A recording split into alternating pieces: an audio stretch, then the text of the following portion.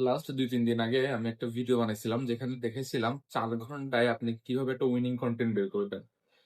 এখন প্রশ্ন আসতে পারে ৪ ঘন্টায় আমি একটা উইনিং কনটেন্ট বের করে তো ফেললাম।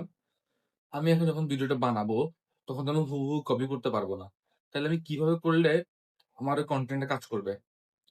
আপনি সিম্পলি ২ টা কাজ করবেন এবং ২ ঘন্টা থেকে ৩ ঘন্টা সময় দিলে আপনি বের করে ফেলতে পারবেন।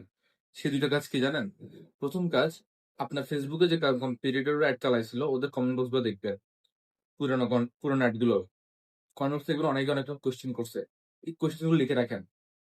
আবার দ্বিতীয়ত হচ্ছে ধরেন এই যে দারাজ, আলিবাবার মতো যেসব সাইট গুলো আছে, ওইসব সাইটে গিয়ে দেখবেন যে আপনার যে প্রোডাক্টটা বা আপনার যে নিশ এটা সার্চ করেন।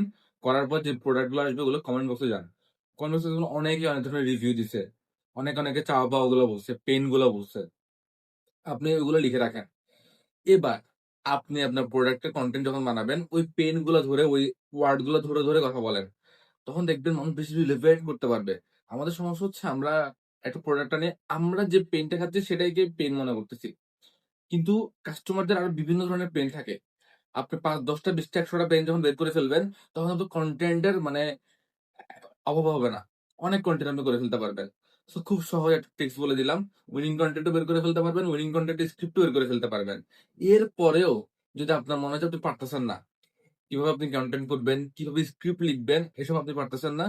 সো তখন আপনার জন্য আমরা ব্রেন স্টোরিতে আছি। চলে আসবেন আমাদের কাছে ইনশাআল্লাহ।